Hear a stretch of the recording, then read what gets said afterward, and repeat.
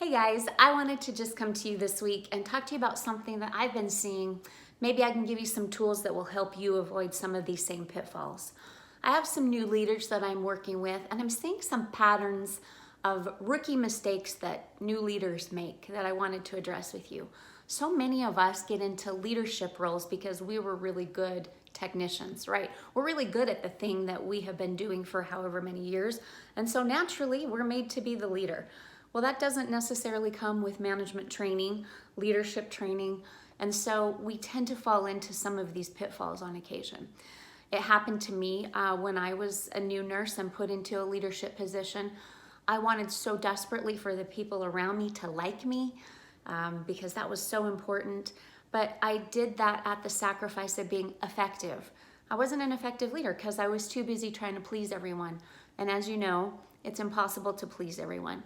So thankfully I had a good coach that pulled me aside and said, hey, you know what? If you want this leadership thing to work for any kind of amount of time, you got to knock some of these things off right now. So I want to address a few of the things that I've seen over this week. I'm going to give you 6 of those, but today we're just going to talk about 2. So let's start with the first one, where as new leaders, we believe we have to have all of the answers. So hopefully that wasn't just me. Maybe you can relate to that. But I felt like if now I'm the boss, I need to have all of the answers. My people are coming to me, my team is coming to me, looking to me to have answers for these things. Well, I didn't necessarily have the answers. And when I found myself faking it and telling them things that I thought should be true, and then they would come back later and I would be, I wasn't right, it just eroded the trust that I had with my team because they started to be like, she doesn't know what she's talking about. She's just faking it.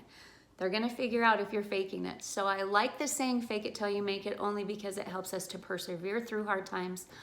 But I would advise you not to fake it with your teams. If you don't know the answers, tell them, I don't know, but I'm going to find out and I'll get back to you. And the key is actually following through and getting back to them, because that's where we let our teams down so much. And again, it erodes that trust. So you don't have to have all the answers. It's okay to say, I don't know. Be vulnerable and tell them that you don't know, but you're going to find out and get back to them. The second pitfall that I want to talk about today is that new leaders can be sometimes too hands-off. So I have definitely seen this in the people that I have worked with.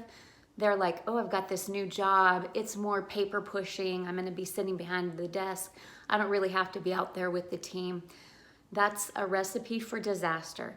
And I can tell you one of the things that happened that I witnessed is in one of the places that I worked, we had a new leader take a role, and that's exactly what he did. Instead of being out with his teams, he thought maybe he had more important work to do. Granted, with new responsibilities as a leader, more work comes, not less. And so I realized there's a lot of things to do.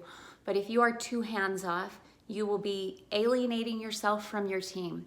So he would come to meetings and want us to be involved in the agenda to achieve goals. We didn't even know this person, and it was really difficult to get buy-in from the team because there wasn't a relationship there.